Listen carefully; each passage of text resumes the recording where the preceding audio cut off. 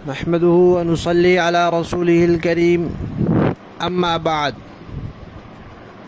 ترجمے والے قرآن پاک کا صفحہ نمبر 832، 23واں پارہ، سورہ یاسین، 5واں رکوع، آیت نمبر 74 تا 76۔ اعوذ باللہ من الشیطان الرجیم، بسم اللہ الرحمن الرحیم۔ واتخذوا من دون اللہ آلہۃ لعلہم ینصرون لا يستطيعون نصرهم وهم لهم جند محضرون فلا يحزنك قولهم إنا نعلم ما يسرون وما يعلنون۔ صدق اللہ العظیم۔ پچھلی آیات میں اللہ تعالیٰ نے انسان کی توجہ اس کائنات کی کچھ چیزوں کی طرف دلائی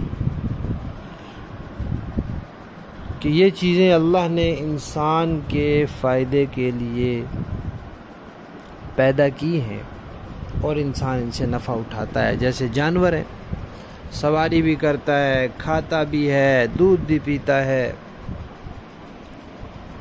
اللہ تعالیٰ فرماتے ہیں کہ اللہ نے ان مویشیوں کی شکل میں انسان کی معیشت کا انتظام کیا، سواری کا انتظام کیا، خوراک کا انتظام کیا۔ اب لوگوں نے اس کا شکر کیا ادا کیا؟ اللہ کو چھوڑ کر دوسروں کو معبود بنا لیا تاکہ مشکل وقت میں وہ ان کے کام آئیں۔ اب انسان کے لیے مشکل ترین وقت کون سا ہے؟ قیامت کا وقت، حشر کا وقت، حساب کتاب کا وقت۔ اس وقت جب مدد کی ضرورت ہوگی تب کیا ہوگا؟ جن جن کو معبود بنا رکھا تھا، فرشتے تھے، پتھر تھے، دوسرے تھے، ان سب کا لشکر آئے گا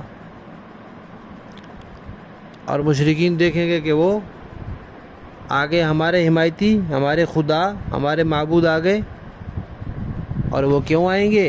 وہ ان کے خلاف گواہی دینے کے لیے آئیں گے، وہ ان کے خلاف ہو جائیں گے، کوئی مدد نہیں کریں گے ان کی۔ تو اللہ تعالیٰ فرماتے ہیں جس ذات نے تمہیں دنیا کی ساری نعمتیں مہیا کی ہیں، تم اس کو چھوڑ کر دوسروں کے پیچھے لگ گئے ہو کہ وہ ہماری مدد کریں گے۔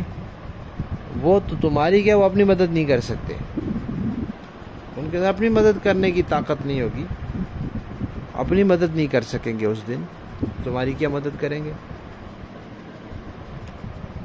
بلکہ وہ تو ایک لشکر کی صورت میں پکڑ کے لائے جائیں گے وہاں، کس لیے؟ تاکہ تمہارے خلاف گواہی دیں۔ پھر اللہ تعالیٰ نے نبی پاک صلی اللہ علیہ وسلم کو تسلی دی۔ مکہ کے کفار میں سے ایک کافر، مختلف نام آتے ہیں، ابو جہل تھا یا عاص بن وائل تھا یا اور تھا کوئی،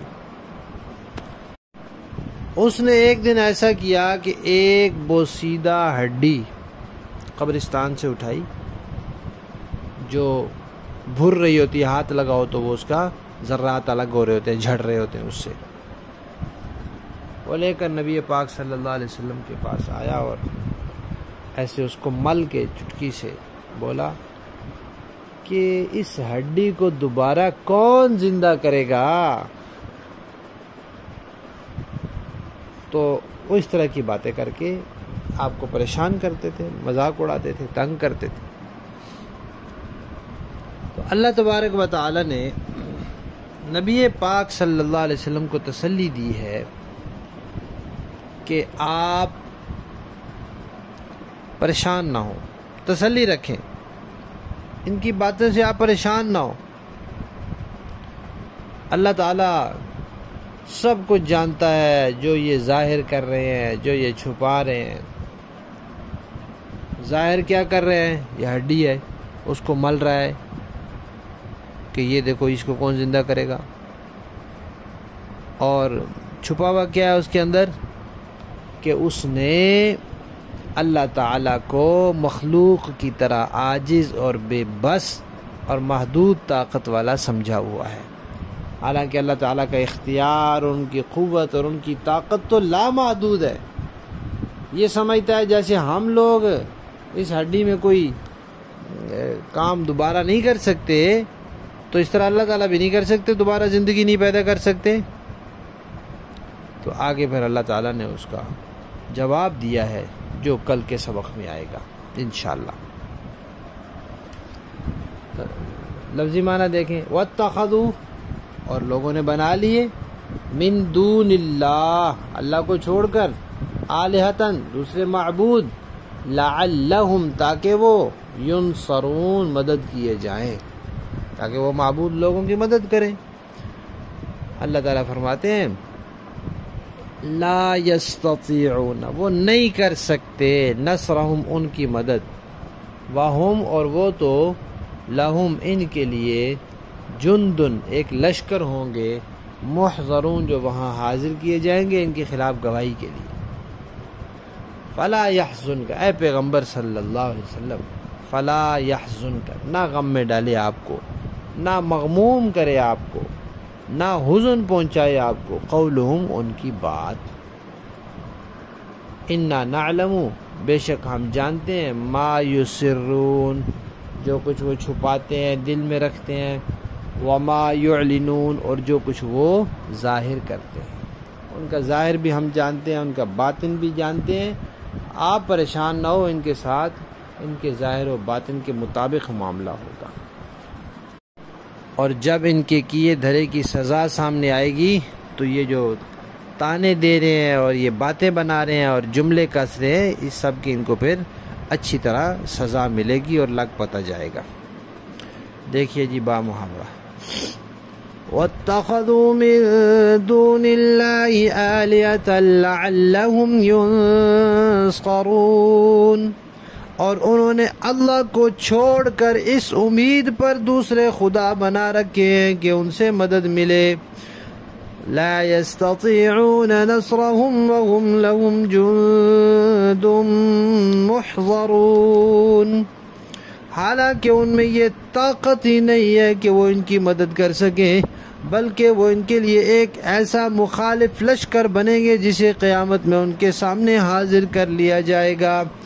فلا يحزنك قولهم، غرض اے پیغمبر صلی اللہ علیہ وسلم ان کی باتیں آپ کو رنجیدہ نہ کریں، انا نعلم ما يسرون وما يعلنون، یقین جانیے کہ ہمیں سب معلوم ہے کہ یہ کیا کچھ چھپاتے ہیں اور کیا کچھ ظاہر کرتے ہیں۔ صدق اللہ العظیم۔ آج کی ان آیات سے ہمیں درس اور سبق یہ ملا کہ اللہ تبارک و تعالی کی ذات کے علاوہ کسی سے یہ امید رکھنا، کسی پتھر سے، کسی بے جان چیز سے، یا کسی نیک آدمی سے، کسی فرشتے سے، کسی نبی ولی سے یہ امید رکھنا کہ وہ قیامت کے دن زبردستی اللہ سے ہمیں چھڑا لیں گے، وہ زور زبردستی کر کے ہمیں بچا لیں گے، یہ تو بہت سنگین بات ہے۔ اللہ پر کس کی زور زبردستی چلتی ہے؟ لہذا ہر ایسے عقیدے اور نظریے سے انسان کو بہت دور رہنا چاہیے جس میں یہ خیال آئے کہ اللہ کے سامنے بھی کوئی زور زبردستی چلا سکتا ہے۔ بلکہ ایک مومن تو جب اسباب اختیار کرتا ہے تو بھی وہ اس بات کا پختہ یقین رکھتا ہے اور اپنے ذہن میں یہ بات تازہ رکھتا ہے کہ یہ سبب بھی بس سبب ہے، اصل اس سبب کے اندر بھی حکم اللہ کا چل رہا ہے۔ پانی پی رہا ہے پیاس بجھانے کے لیے، تو پانی تو سبب ہے، اس میں پیاس بجھانے کے لیے حکم اللہ کا چل رہا ہے۔ جب اللہ کا حکم نہیں ہوتا تو پانی پیاس نہیں بجھاتا۔ کھانے سے بھوک نہیں مٹتی۔ اللہ تبارک و تعالی ہم سب کو صحیح عقائد، صحیح اعمال اور صحیح اخلاق اپنانے کی توفیق عطا فرمائے، آمین۔